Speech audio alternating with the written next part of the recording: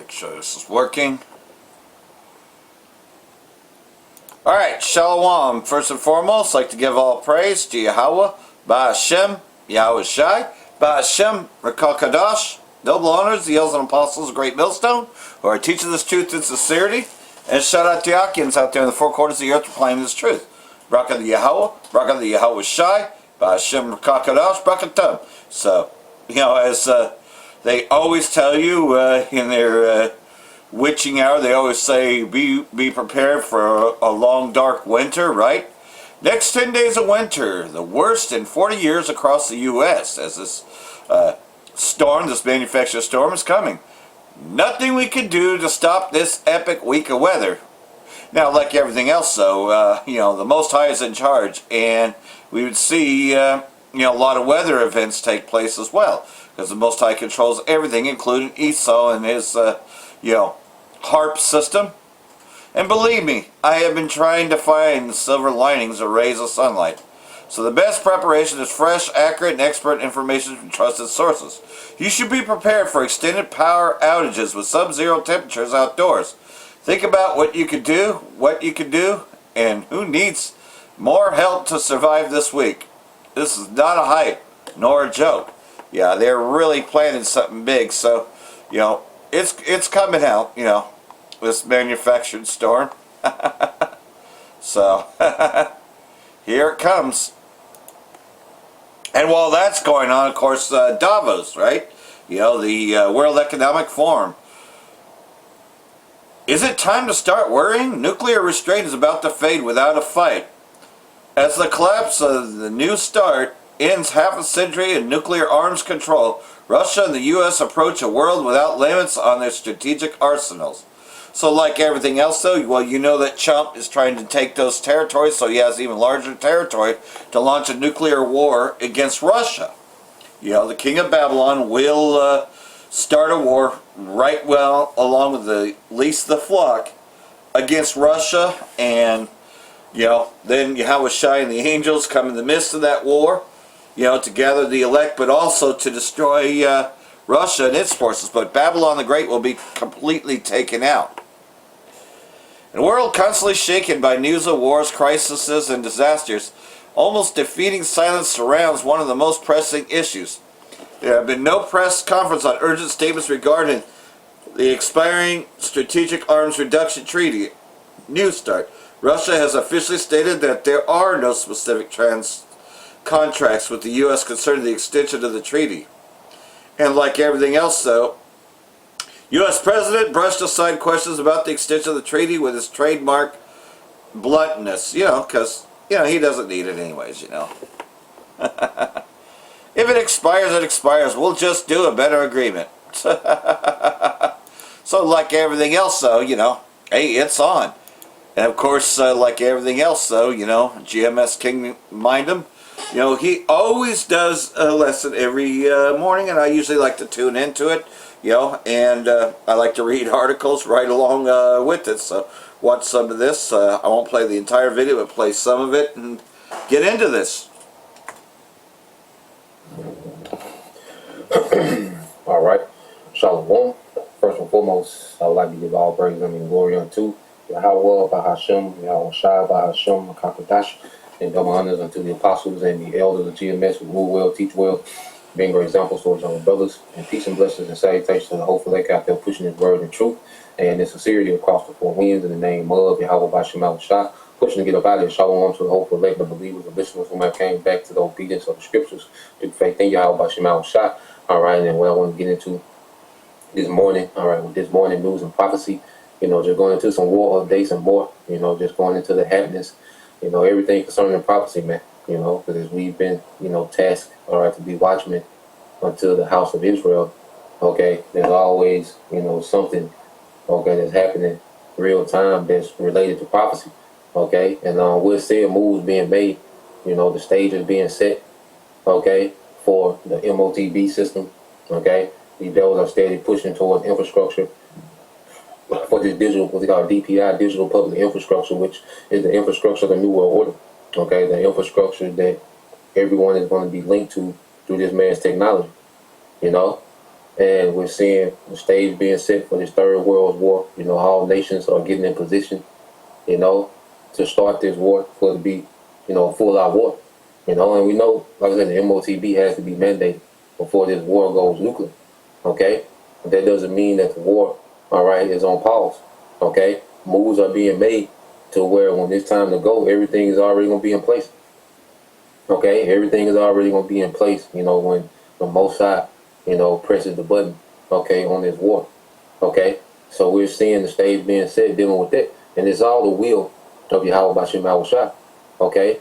Now, when you go to Zephaniah 3 and 8, and I want to read it in let me go here. I want to read it in the AMP. Okay, so this is the book of Zephaniah, chapter 3, verse 8. It says, "Therefore, you of the godly remnant of Judah, patiently wait for me, declares the Lord, Yahweh Bashim Yahushua." Okay, as we know, even concerning with Judah, okay, in which all the tribes will rally, you know, around Judah. Okay, you know, Judah will be raised up first in these latter days. You know, the tents of Judah, you know, Judah, Benjamin, Levi, you know, the southern tribes, you know, will come into this thing first, and then the northern tribes, okay, because that's the order, you know, with Judah being the head tribe, okay, which, you know, the prophecy concerning Judah is that how his brothers will praise him, okay, and out of Judah shall come Yahushua, you know, that lawgiver. You see, Shiloh, and to him shall be the gathering of the people. So the remnant will gather around Yahushua, okay, which is of the tribe of Judah, okay. So in these latter days, the Lord has raised up the prophets to teach, okay, because Yahushua the volume of the book. So as we teach this word, we're teaching Yahushua, okay. We're lifting the banner of Yahushua, and the tribe, the remnant, is being gathered to that banner. It says, "Wait for me, declares the Lord Yahweh Bashim Yahushua. Wait for the day when I rise up as a witness against the nations." Okay? So this is why we're just tasked with teaching this word. You know, there's nowhere within the doctrine that tells us to be militant. Okay? It tells us to try to do a coup, take down the government, any of those things, man. Yeah, You no know, public we enemy have shit. orders to stand down from a physical, militant, okay, operation against this devil. Okay, we've been given our marching orders to teach this word. Okay, and the Lord, He's the one that's going to rise up to the prey, which is the devil, the Edomites, man, and every heathen that's in conglomerate with this devil, man.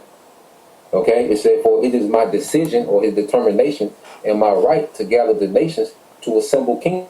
Yeah, it's Yahushua's right because the Lord, all right, the Heavenly Father has granted Yahushua authority over everything. You go to Daniel 7 and 13. Yahushua has dominion over everything. Okay? And it's an appointed time in which the Heavenly Father is going to send Yahushua back to claim his dominion in the earth. So I said it's his right, okay, to gather the nations, because this is his world. Okay? So he's calling these nations together to wage war on them. That's the judgment.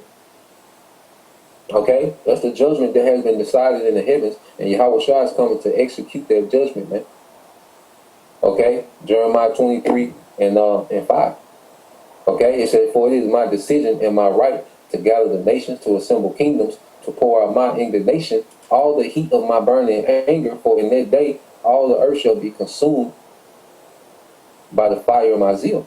Okay, so the Lord's assembling a nation to judge these nations, man, through war. Yahushua is coming to wage war in righteousness, man. So what we're seeing, the move that we're watching, is all the moves leading to these nations gathering to this war, so Yahushua can come and judge, man, on behalf of the Father, man, because the decision already made. Now what we're seeing is the gathering. When Yahushua comes, it's not going to be a discussion, okay? It's going to be an execution of judgment.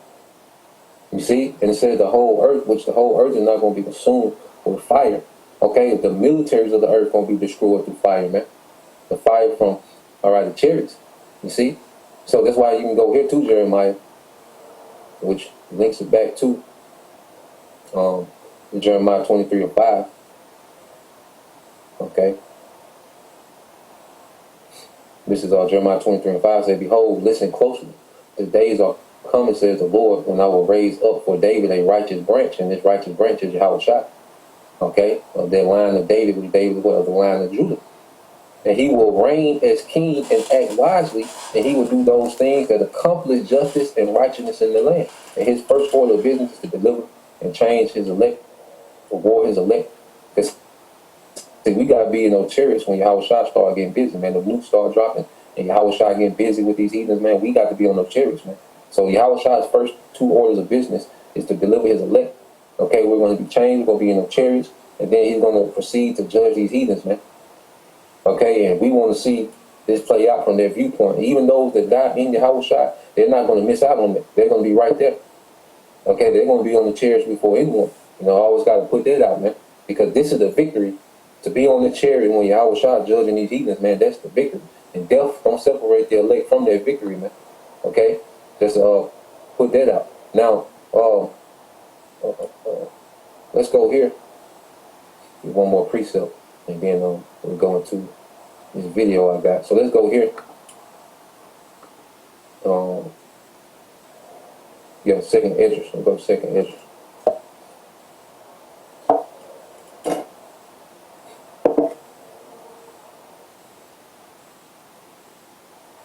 So when you go to the book of second Esdras, chapter 15 and verse 20, it says, "Behold, said the Most High, I will call together all the kings of the earth to reverence me, which are from the rising of the sun, from the south, from the east, and Lebanon, to turn themselves one against another."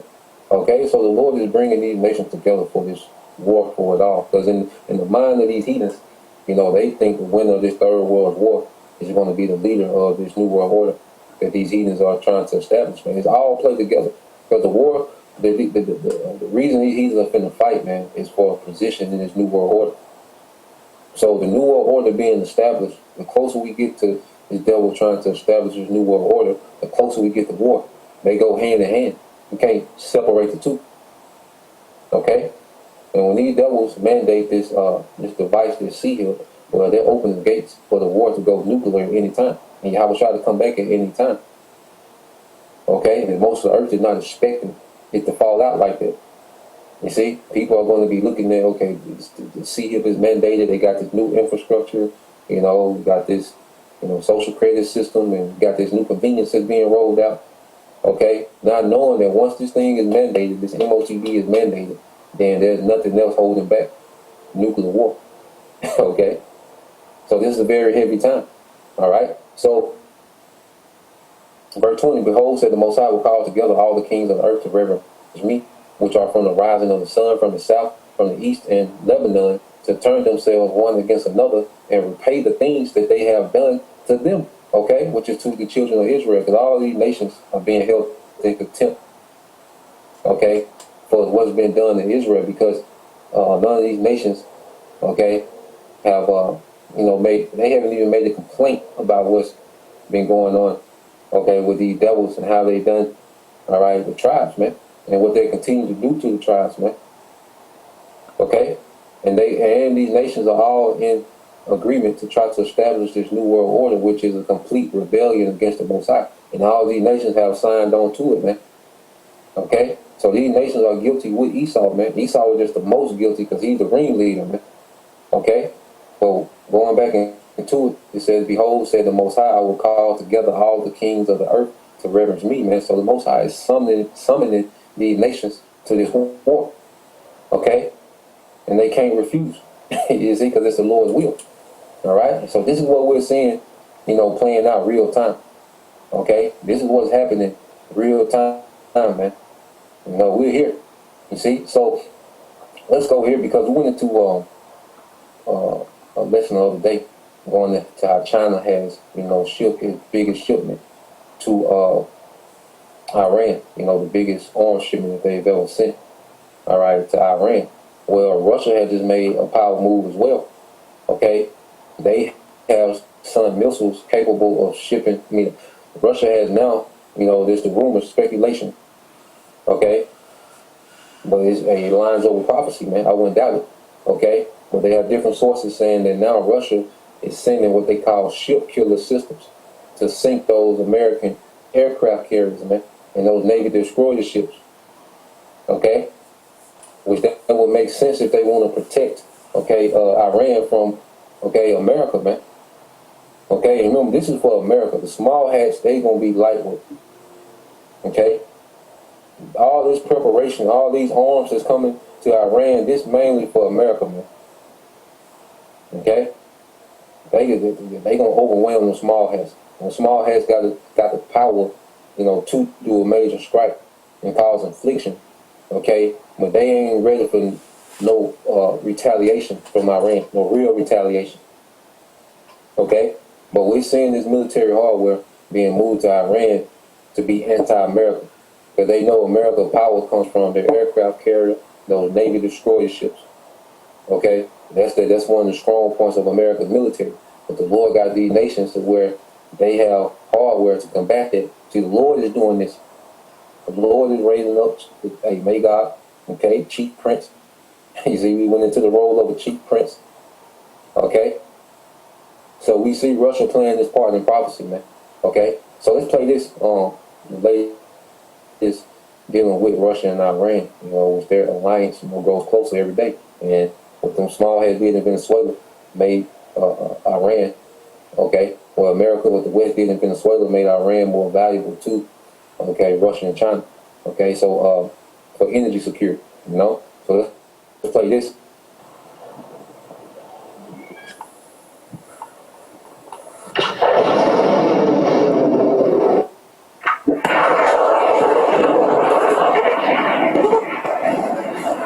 Trump is moving his aircraft carriers toward the Gulf, and Netanyahu has raised the Iron Dome to its higher alert level, as if something is being quietly rearranged behind the scenes. Meanwhile, on the other side, Iran's coastlines are drowning in deception. Russian experts are inside fortified facilities. Naval missiles are being transported through sealed military routes, and underground sites are being reactivated without a sound. Everything points to a new Russian missile system being called a nightmare that Iran has never officially confirmed receiving, yet it's present in every single calculation inside Washington. So what is this system capable of sinking Trump's most powerful naval assets? Has it already arrived on Iranian soil? There's much to uncover in this episode. Stay with us. Hello, my name is Adam Ferrari, the Chief Executive Officer of Phoenix Energy. I look forward to you joining us.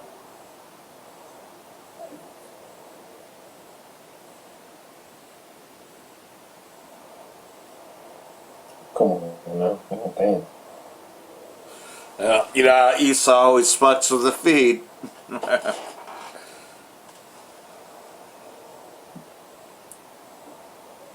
Behind the scenes. Meanwhile, on the other side, Iran's coastlines are drowning in deception. Russian experts are inside fortified facilities. Naval missiles are being transported through sealed military routes, and underground sites are being reactivated without a sound. Everything points to a new Russian missile system being quietly deployed, a maritime nightmare that Iran has never officially confirmed receiving, yet it's present in every single calculation inside Washington. So what is this system capable of sinking Trump's most powerful naval assets? Has it already arrived on Iranian soil? There's much to uncover in this episode. Stay with us.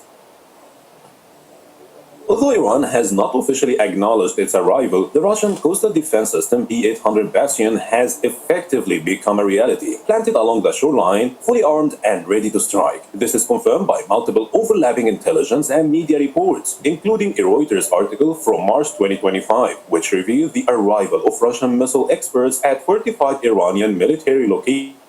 Other reports spoke of Yakon missiles being transferred through covered channels, as well as the reactivation of underground facilities tied to Iran's coastal missile infrastructure. Western diplomatic sources further revealed that these movements coincide with the Strategic Cooperation Treaty signed between Moscow and Tehran in January 2025, a treaty later interpreted as the political cover for the transfer of Russian naval missile technologies to Iran, including systems like Onyx and Bastion. The facts on the ground are clear. The system has been deployed, concealed within the terrain, and made fully operational, coinciding precisely with the deployment of the USS Dwight D. Eisenhower CVN-69 to the Gulf. This prompted U.S. military assessments to designate certain Iranian coastal sites as red zones due to the potential threat of supersonic cruise missile launches from those locations. But even more dangerous than the Bastion system itself is the missile it carries.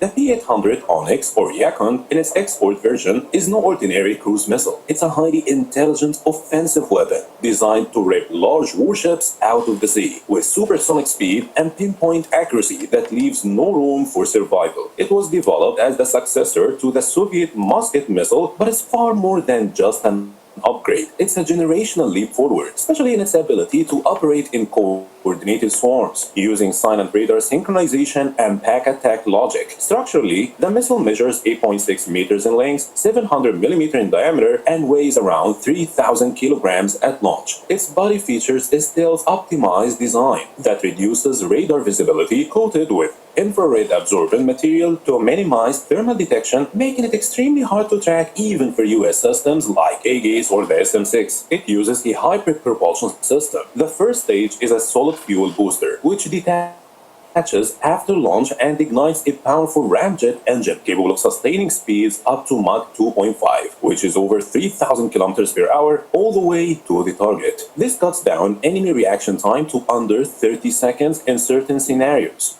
The guidance system is sophisticated and precise. Initially, the missile follows an inertial navigation system before activating its internal active radar seeker in the terminal phase, allowing it to lock onto its target even in the presence of heavy jamming or decoys. In its Russian configurations, the seeker head is so advanced it can distinguish between naval vessels and automatically prioritize high-value targets, choosing, for example, an aircraft carrier over escorting destroyers. What really sets Onyx apart, however, is its group intelligence system. In coordinated launches, a set of missiles can operate as a team. One acts as the leader, broadcasting tracking data, while the others fly silently with no radar emissions, minimizing their signature. If the lead missile is shot down, command seamlessly transfers to another, ensuring the attack continues without disruption. Its warhead is a high-explosive penetrator, weighing between 200 and 250 kilograms, engineered to breach the carrier's deck and reach its lower levels before detonating.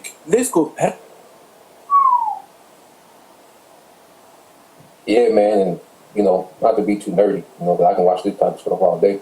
But so yeah, this weapon, is gonna be a major neutralizer, all right, to American Navy, which is one of America's strengths, all right, and also you got to factor in if America is not allowed, to use those Gulf area, okay, air zones and military bases, okay, if they're not able to access, those airstrips in these Gulf Arab states, and they can only do airstrikes from the aircraft carrier, that's going to be a major problem, because now with this, if this is in place, okay, which Iran is keeping it real hush, but if this is in place, what this does, because it said it know how to prioritize the aircraft carrier itself, because you have those Navy destroyer carriers, that escort those carriers, because the carriers is the most valuable Navy asset, because it's a floating airport,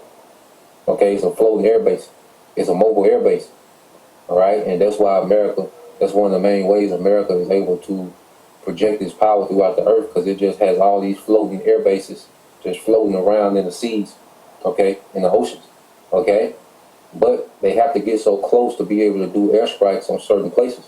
Now, if you don't have anything that can sink an aircraft carrier, then America just can have a field day. Them jets can just come, them jets can just take off them aircraft carriers, go do strikes, okay, come back, and while this group come back, the next group can take off, okay, and this group coming back can come and get reloaded. So by the time the another group come back, the next group can go fully loaded, and they can just do that, for a while, until they exhaust, all right, their stockpile that's on their carrier. Well, with this and the way the warhead designed, it's designed to penetrate all the way through the aircraft carrier through the deck, all right, and detonate at the bottom, okay, which is going to sink, which will sink an aircraft carrier back, okay. Now all of this is theory, because these things have never been combat tested, but we gonna see. But the point is, all these things are being put in place, man, for war. You see, the war gonna be conventional, then it's gonna go nuclear. Okay? Especially when these nations, because both sides gonna be losing major assets in this war. And it's gonna... Yep. And all the mighty men are gonna wake up and come into the valley of Jehoshaphat. You're seeing it, if you heard the term Jehoshaphat, it's talking about the Battle of Armageddon, which means the mountain of troops. And like everything else, though, there's new players in the field. There's lots of newer weapons, and these weapons are sharp, and they will be fired from all quarters of the earth. Because if you can't invade that way, you have no choice but to go nuclear. And that's what's about to take place, especially talking about the destruction of Damascus leading into World War III. Now, like everything else, though, he has also been seizing territories in the Central America and South America when he took Venezuela, and now threatening all those countries, as well as insurrections in Alberta, which is Canada, trying to call for a 51st state of Canada, as well as trying to take Greenland. Yeah, he's ready for an all-out war, because this war is going to be nuclear. The vote ended in a tie, 215 to 215, with two Republicans voting with the Democrats for the War Powers Resolution on Venezuela. One Republican did not vote. The legislation was co-sponsored by Thomas Massey and over 120 Democratic representatives. Speaking in favor of the legislation, several Democrats argue that President Trump failed to follow constitutional procedures when ordering military operations against Venezuela that led to the hijacking of President Maduro.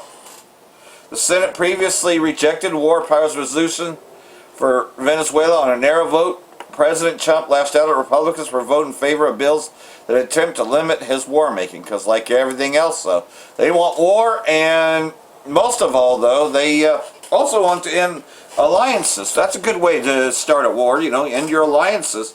That way you could go for an all-out war. Trump calls for test of NATO's value to the U.S. Again, he doesn't think that NATO's of any value to him.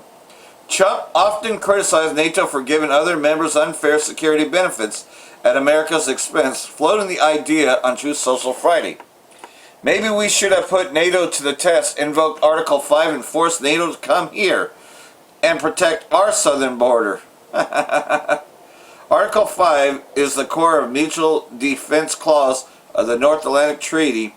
The U.S. invoked it after the 9/11 false flag events leading to the U.S.-led invasion against Afghanistan in 2001, with NATO playing a supporting role, and indirectly Iraq in 2003.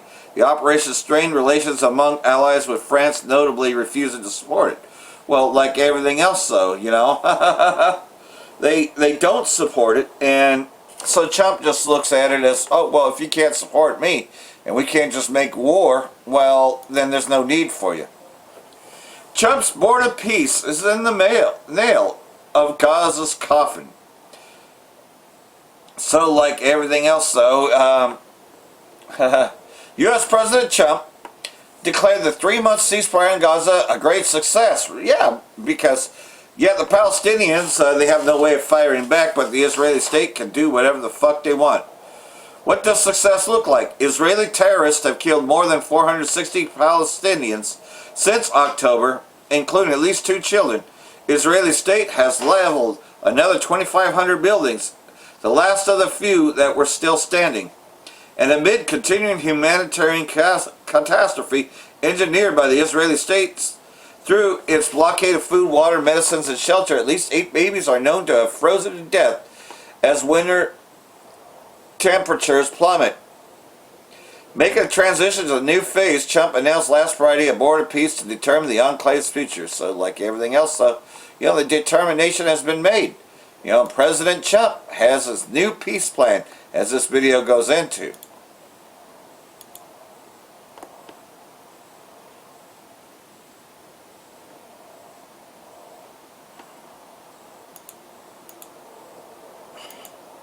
Coming from none other than Jared Kushner at the World Economic Forum at Davos. We're going to play his clip and his 4 minute and 31 seconds of his speech showing what this all looks like shortly. This is absolutely insane, and this is happening as a bunch of countries sign on to the new Board of Peace. They are showing how they will build these massive resorts on the bones of 100,000 people, most of which were children.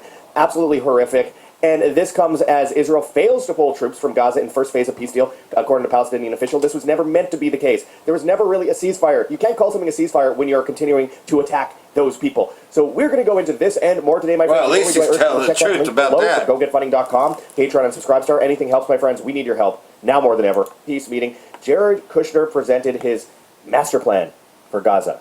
Let's take a look. So we did a master plan. We brought in, I think, Yakir Gabay, who's one of the most successful real estate developers and brilliant people I know. He's volunteered to do this, not for profit, really because of his heart. He wants to do this. And we've developed ways to redevelop Gaza. Gaza, as President Trump's been saying, has amazing potential. And this is for the people of Gaza. We've developed... For the people of Gaza, and has a good heart. There's no one left to give this to. You've killed all of them. And for the people of Gaza, Israel says this is their annexation. Israel says this is in their control.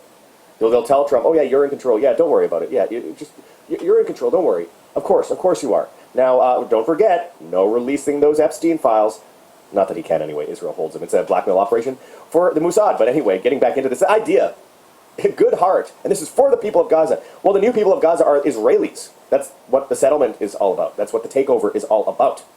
Sickening. Into zones. In the beginning, we were toying with the idea of saying, let's build a free zone, and then we have a Hamas zone. And then we said, you know what, let's just plan for catastrophic success. A free zone and a Hamas zone.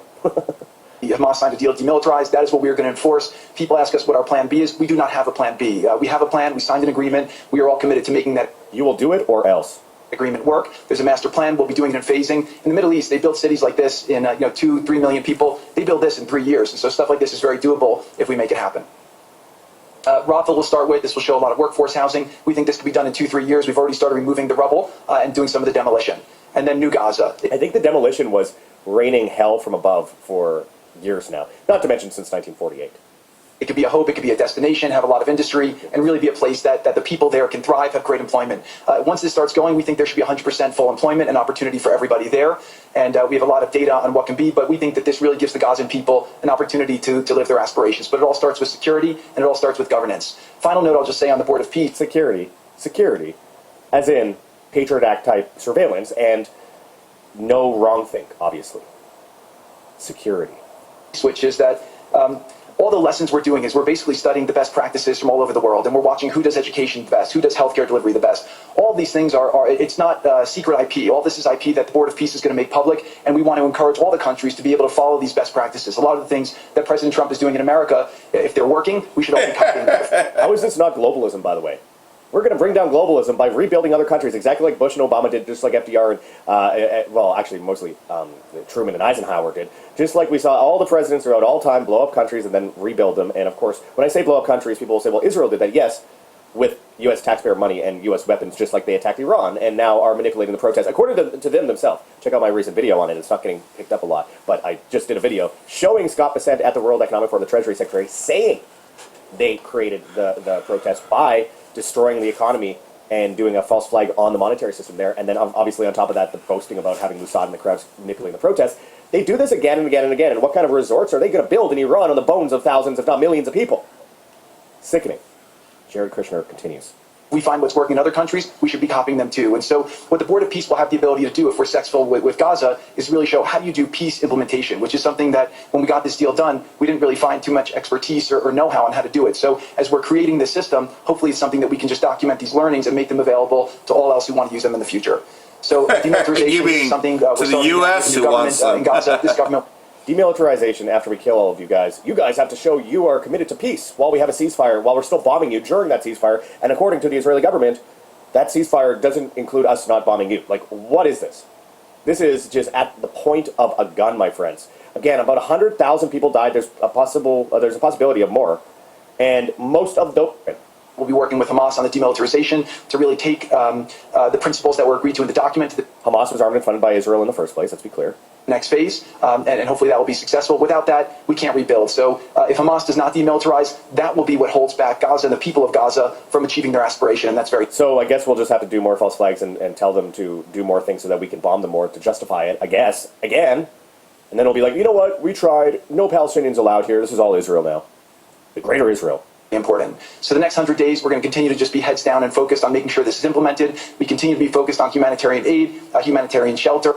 Humanitarian aid and humanitarian shelter. You mean the places that were bombed by you guys via Israel? You mean the camps that were attacked? You mean the trucks filled with food for starving people, which then when approached, blew up and killed the children that were trying to get food there?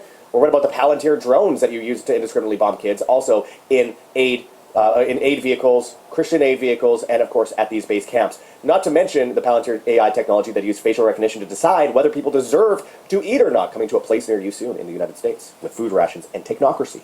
But then creating the conditions to move forward. So thank you. Final point I'll just make is this is really only possible because of the work of so many people and President Trump's great leadership. But a lot of you have been asking, how can we help? So the countries have all been incredibly generous. We'll be doing the first conference where we'll announce a lot of the contributions that will be made in a couple weeks in Washington. From the private sector, there'll be amazing investment opportunities. I know it's a little risky to be investing in a place like this, but we need you to come, take faith, invest in the people, try to be a part of it. And then finally, I'll just talk to people on the media and on the social media, which is this deal only happened because we worked with Israel, we worked with Turkey, we worked with Qatar, we worked with Saudi, we worked with Egypt. I mean, everyone worked together. We worked with UAE. We all worked together to make this happen. I see a lot of people trying to escalate, criticizing Israel or Israelis criticizing Turkey or Qatar. Just calm down for 30 days. I think that the war's over. Let's do our best to try working together. Our goal here is peace between Israel and the Palestinian people. Everyone wants to live peacefully. Everyone wants to live with dignity. Let's put our efforts towards promoting those who are doing the work to build this up, like Ali and his committee. Let's focus on the positive stories, and let's just calm down, turn a new chapter. And if we believe that peace is possible, then peace really can be possible. So we're going to continue to work every day. We need all of your help to do it. And again, I just really want to thank President Trump for his leadership. Peace is when you're going to war, motherfucker. Like, I understand, if people believe this, it sounds really good, right? Don't forget the contracts and the connection that Jared Kushner has with the Israeli government. Let's not be silly here. It's a board of peace. Why are you attacking peace? It's such a great idea. We want peace on earth. They're redeveloping to make resorts, several of them with Trump's name on them, and gold statues over the bones of 100,000 people. I mean, it's insane. Isn't that how Babylon was created? This is just more manipulative tactics from the Israeli government. Board of peace. Doing this would not have been possible without your commitment to this. Everyone thought it was impossible to end this war. You never gave up. You never stopped. The war isn't over. Just because they said ceasefire doesn't change the fact that they continue to bomb kids in schools, in hospitals, in the region. But they rebuild for the Israelis now. And this is coming on the same week that they found in reports that a lot of the bodies of the countless thousands of Iranian protesters that were killed have Israeli bullets in them. See my last report on that. Every time there was a setback, you told us to try harder. You gave us different ideas. And we've made several impossible things happen just in Gaza to date. And there's no reason why we shouldn't be able to make even more impossible things happen. So really, thank you for your amazing leadership. So, like everything else, though, you can see how sickening this is, right? That everybody praises Trump. But, like everything else, though, this is all part of the stage. The king of Babylon boasting about his new peace plan. But there's a lot of others that don't want to join. Trump revokes Canada's invitation to board of peace as EU nations decline to join. Trump says he took offense at the Canadian Premier's critique of Washington's coercive measures against allies. Thus talking about the planned annexation of Greenland and plans to even, attack Canada as well. So, like everything else, though, U.S. President Trump revoked Canadian Prime Minister Carney's invitation to join the so-called Board of Peace on the 23rd of January. Over harsh comments Carney made about U.S. foreign policy during his address at the World Economic Forum. Dear Prime Minister Carney, please let this letter serve to represent the Board of Peace. Is withdrawing its invitation to you regarding Canada's joining. What will be the most prejudiced board of leaders are assembled at any time, Trump wrote on Truth Social. He continued by warning that great powers begun using economic integration as weapons, tariffs as leverage, financial infrastructure as coercion, supply chains are vulnerabilities to be exploited. So like everything else, he's pretty much doubling down, on his tariffs and all threats to those that don't bow down to him. U.S.-backed riots suffered humiliating defeat in Iran. This is coming from Yemen's leader.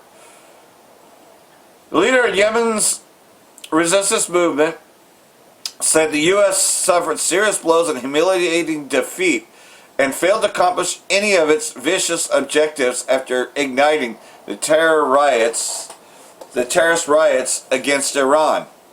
So like everything else, though, they're mercenaries. They're not able to go in to Iran like they did with Syria. Sending ISIS and Daesh, they'll be humiliated. Just as you can see, because they did send in Daesh terrorists. And of course, the ones that did get shot and killed were killed with Israeli bullets. Isn't that interesting?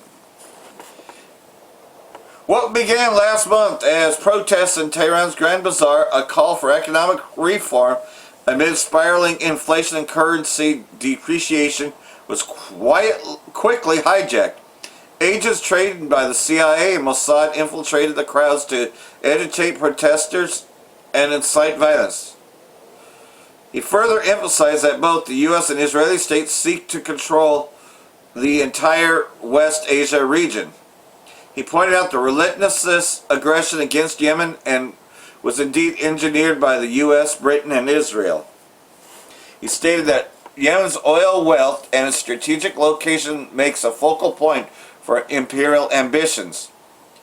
Had the Americans, British, and Saudis and their fully occupied our country, they would have exploited strategic location for military bases and their ambitions and looted its vast untapped resources. Yeah, just like Venezuela. That's why he settled for Venezuela, because they couldn't get Yemen. He denounced the extensive Israeli incursions into southern Lebanon and Israeli control over Syria. He stressed that the U.S. targets the entire region within the Zionist project and seeks to ensure that those in high office serve American and Zionist interests. The Yemeni noted that no Arab regime can replace Israeli state as America's primary regional agent, regardless of how much it offers in money or services. So pretty much, though, you can't trust them, because they'll stab you in the back. Look at what happened to Muammar Gaddafi, Saddam Hussein. Those were all allied with the U.S. and NATO, but they got destroyed. Israeli state delaying U.S. attack against Iran in favor of bigger assault. So they still plan to hit them, and you already see the aircrafts that they plan to bring in. But Russia and its allies are protecting Iran with ship killers. So it's going to be fun to watch this. Israeli state seeking to deploy or delay potential U.S. assault against Iran to allow time to prepare for more decisive attack against the country, according to reports. And like everything else, though, Trump claimed that time was on his side. Israeli state is lobbying the U.S. to postpone the potential attack against Iran in favor of preparing for a large-scale assault for a later time. This comes amid reports last week that the Israeli state asked its ally, D.C., to refrain from attacking Iran. Is it fear that Tehran might not be weakened enough for U.S. strikes would deliver a decisive blow? So they're just looking for a bigger infiltration. They ain't done yet. At least the flock shall draw them out, right? And like everything else, though, more about how they got foiled, right? As this also goes into. Big news coming out of Switzerland, where the World Economic Forum annual meeting has become apparently an emergency summit, according to the corporate media. Trump was speaking to his paymasters there at Davos when he said that military action to seize control of Greenland apparently has been taken off the table, at least temporarily, which collectively prompted a sigh of relief because nobody wants war. People are tired of these wars. Virtually no American supports these foreign wars. But I would say don't get too comfortable yet, because even if conflict over Greenland has been averted, at least for the time being, the United States and the Trump administration are rapidly moving toward war with Iran, and very few people are talking about just how serious all of this is and just how close we are to carrying out strikes yet again and going to war yet again, not on behalf of the American people, but on behalf of Israel. And on behalf of Israel's territorial ambitions, which have U.S. troops and U.S. military hardware racing toward the Middle East. The buildup that we're seeing in that region right now, it looks a lot like the buildup that we saw just last year, right before Donald Trump, at the behest, of course, of Benjamin Netanyahu, initiated Operation Midnight Hammer. And I recall being told the United States claiming to have completely destroyed Iran's nuclear capabilities. But of course, even after the American strike, and even after Donald Trump and Pete Hegseth got in front of the cameras and claimed that they had brought Iran to heel once and for all, the Israelis said, yeah, we're not satisfied with that. Yeah, that's not good enough. In fact, it only took just a matter of days for war-loving, genocide-committing Zionist supremacists like this guy Yoav Gallant to say that the American attack was just completely ineffective. Iran still has nukes. It's still preparing to wipe Israel off the face of the map at any given moment. Well, that hasn't happened, okay? And there really are no indications that Iran is preparing to strike Israel at all. In fact, to the contrary, there's been widespread reports claiming that Israel and Iran came to a mutual agreement to not strike one another first, using Russia as an intermediary. But just because Israel says that they won't strike Iran, and vice versa, that doesn't mean that Israel's American proxies won't do it for them. And right now, it looks like the United States is going to do just exactly that at any given moment. The United States has 6 Stratotankers en route to the region. These are planes that are used to refuel bombers in midair during long-run flights, like when the U.S. Air Force takes off from a base in Missouri and goes on to bomb Iran. And at the same time, fighter squadrons are being deployed to Jordan, 30 C-17 transport planes are landing in the Middle East in places like Qatar. These are crucial troop and supply hubs for U.S. operations in that part of the world when shit's getting ready to hit the fan. And speaking of the 30,000 troops that are already deployed to the Middle East, they're now being reinforced by at least 25,000 additional Americans accompanied by missile defense systems, and more reports say that Delta Force contingents are on their way as well. And on top of all of that, let's throw in the fact that just days ago, President Trump ordered the USS Abraham Lincoln Carrier Strike Group to leave the South China Sea and head toward the coast of Iran to set up a blockade, I don't know, similar to the one that we just saw at the coast of Venezuela. These are just the troop movements that they're telling the American people about, or that we're picking up on our own on flight tracking platforms and apps. So yeah, it's all starting to become extremely obvious. At this point, the question isn't if the United States is going to go to war with Iran, it's when. And the when probably depends on how quickly the United States government and its occupied media apparatus are able to psyop the American people into signing off on these strikes and to criminalize anyone who won't go along with it. Now look, a key component in all of this, and giving Trump the backing of the people to call in military strikes that he says would completely annihilate, totally decimate, decapitate the Iranian regime totally and completely, what we know is that it will just kick off a much bigger war. But a key component here is the narrative surrounding the so-called Iranian protest movement, which is more like an orchestrated color revolution playing out right now in cities all over Iran. Because they thought that they did a good job in Syria. Even though it took them 11 years. Trump, and what it's telling us is that the Iranians are now slaughtering protesters who oppose this oppressive regime, and that if they keep on doing that, America is going to jump in. Because America, of course, is the world's Zionist RoboCop. So according to our occupied government and its Mockingbird media, thousands upon thousands of Iranians have now been killed for taking to the streets and opposing the Ayatollah. The New York Post is branding this as the Iranian Holocaust. Seriously, just the other day they posted a picture on X of a pile of shoes that they claim belong to victims of this regime because they're trying to force the Holocaust narrative into your brain. They want you to think that you're living through a modern-day version of World War II, and the most patriotic thing that you could do is fly across the world and stop another Holocaust from happening. Another. Yeah, I use that word lightly. Look, we already have confirmation, thanks to this overzealous social media post from Mike Pompeo, that the Mossad and the CIA are at the center of these Iranian protests. It's widely accepted, we now know that. The Iranian people aren't running the show here, the usual suspects are. But now we have learned additional information about just how fake and tragic all of this really is, because reports are emerging that say that autopsies being performed on dead Iranians, including dead Iranian children, have found Israeli bullets in their bodies. There it is.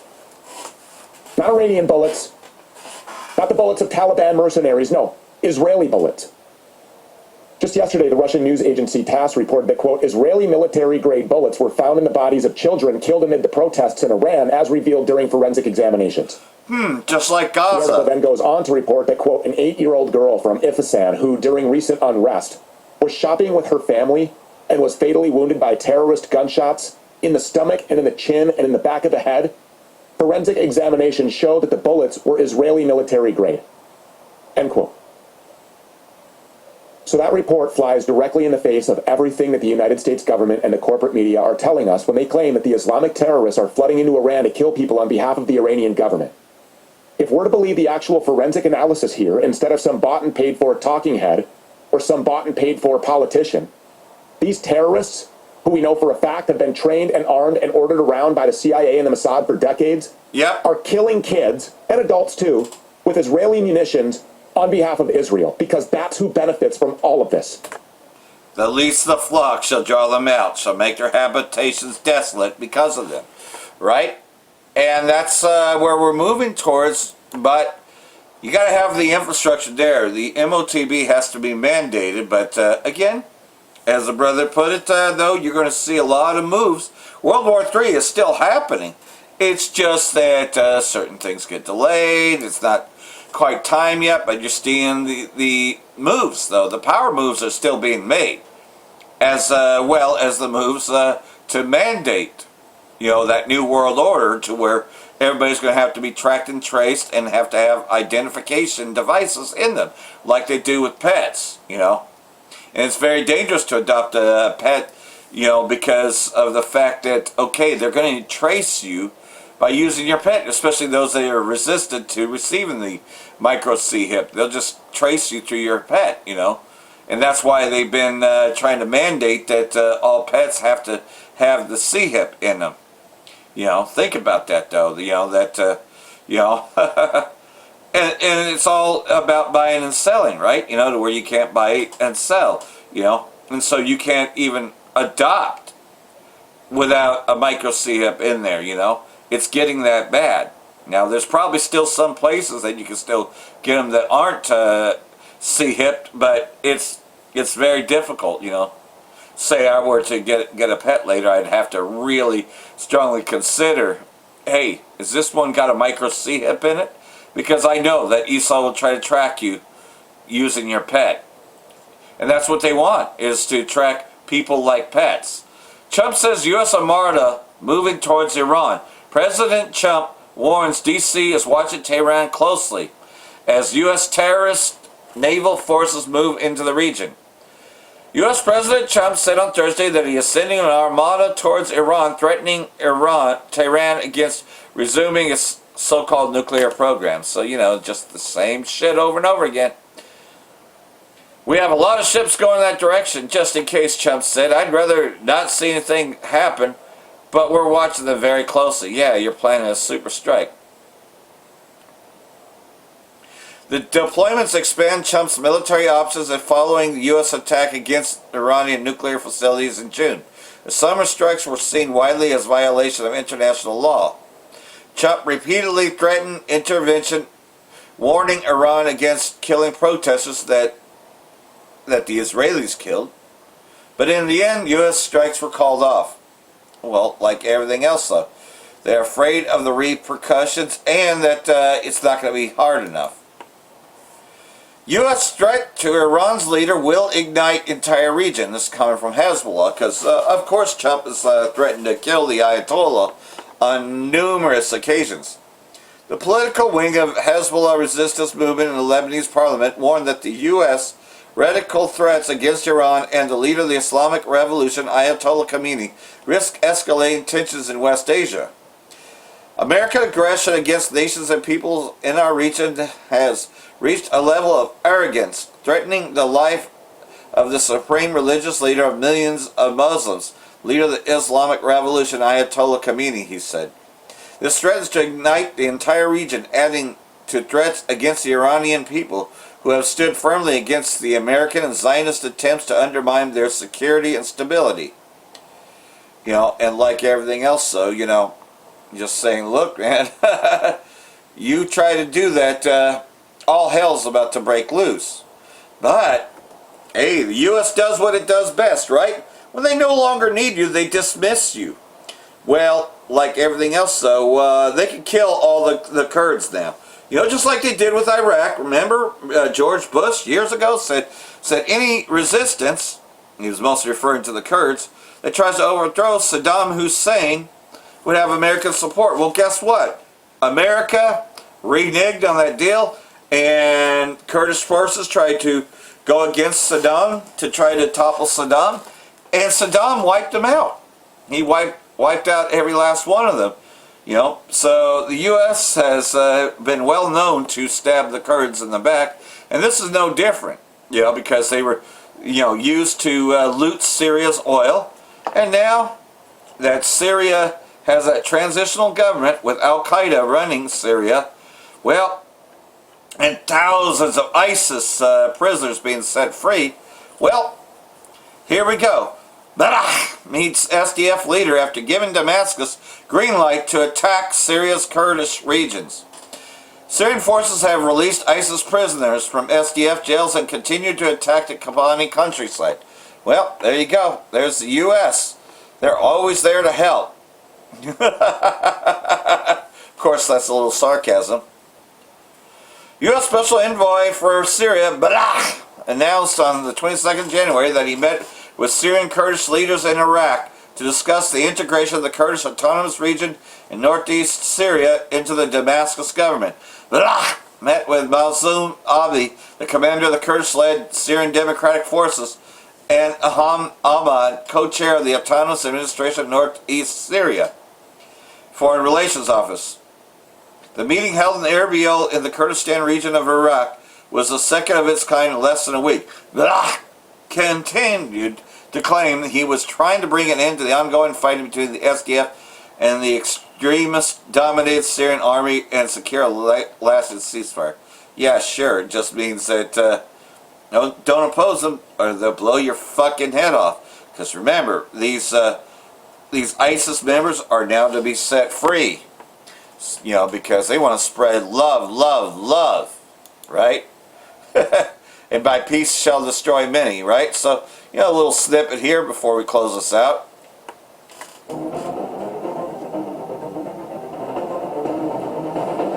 Yep, such a long history. The United States has abandoned the Kurdish-led Syrian Democratic Forces, leaving the group exposed to the Islamist-led Syrian Transitional Government, which captured most of the north and east of the country in a lightning offensive. The government began its offensive from Aleppo city on January 6th, using the failure of a merger agreement signed with the SDF in March of last year as a casus belli. Government forces brought the Kurdish neighborhoods of Sheikh Maksud and Ashrafia under their control by January 10th. With no reaction from the U.S., the SDG moved its offensive to the eastern Aleppo countryside on January 13th, mainly to the towns of Maskana and Deir Hafer. Following mediation from Washington, SDF Commander-in-Chief Mazi Abdi said on January 16th that his forces would withdraw from the towns the next day. SDG forces violated the withdrawal agreement by attacking Kurdish forces on January 17th. Later on the same day, the government said that it would attack the town of El Tabqa in the southern Raqqa countryside. An uprising by Arab tribes broke out in Deir ez-Zor on the same day. Tribal fighters backed by SDG forces captured the entire eastern Deir ez-Zor countryside, including the El Omar field and the Konoko gas plant. Syrian President Ahmad el-Sharaa and Abdi signed a new merger agreement later on January 18th. However, it collapsed within a few hours. The next day, January 19th, SDG forces entered the city of Raqqa and began advancing in Kurdish-majority El Hasaka amid a complete collapse in the ranks of the SDF. In El Hasaka, government forces entered El Shadadi in the southern countryside and released ISIS detainees from a prison there.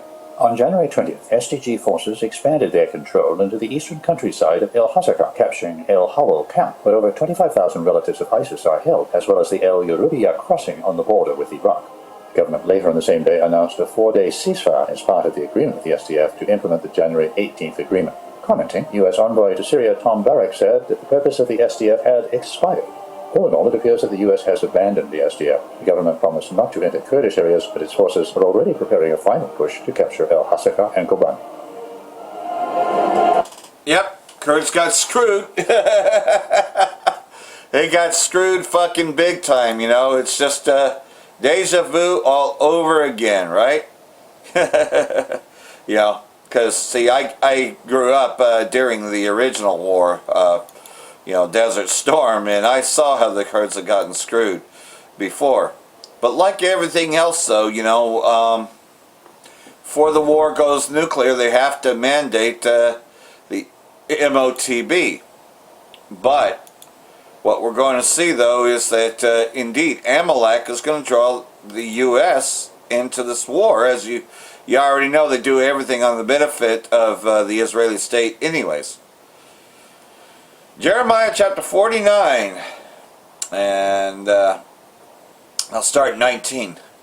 See, one will come like a lion from the thicket of the Jordan against the enduring habitation of Edom and its watered pastures for an instant. I will make him, which is Edom, run from his land. I will appoint over him the one whom I choose, for who is like me, and who will summon me into court and prosecute me for this? Who is the earthly shepherd who can stand defiantly before me? So like everything else, though, what's that talking about? Well, that's talking about the fact that, Yahushai is eventually going to return and is going to totally wipe out Edom. And the rest of Edom are the remnant of Russia that will still be in those areas. See, like everything else, though, all the Edomites are going to be wiped away. And this is, dealing with the fact that, okay, there is a nuclear war, but in the midst of the nuclear war, Russia and its remnants will also be destroyed. Therefore, hear the plan of the Most High Yahweh that he has devised against Edom, and hear what he has purposed against the inhabitants of Teman. Surely they will be dragged away, even the little ones of the flock, which is talking about Amalek. Surely he will make their dwelling place desolate because of them. So pretty much so, Edom will be destroyed. Behold, he will mount up and fly like an eagle and spread his wings over the city of Basra, and in that day the heart of the mighty warriors of Edom will be like the heart of a woman in childbirth. Well, Basra is another term for America, so he's talking about that great city. So, like everything else, so Esau is about to be wiped out in this Third World War. And we know that the Valley of Jehoshaphat is right there in Syria. So we're looking at the map. We're looking at the plans of the Most High. As they get close to achieving their new world order, eventually it's going to fire away, you know. Because, hey, Esau is just a part in this play and going to make his play moves, which the Most High is using Esau to do so. You know, how do you divide a kingdom when you get city against city and kingdom against kingdom? Insurrections everywhere? Yeah, everything's about to pick up. You know, as you haven't guessed, things have picked up a lot, and this is only the third week in January. So we're going to see a lot more as they're continuing their World Economic Forum meeting. Shalom, Barak the Yahweh, Barak the Yahweh Shai, Ba'ashem, Rakakadosh, Wa Abba Babal. Brakathum, Jehovah Elect. Shalom.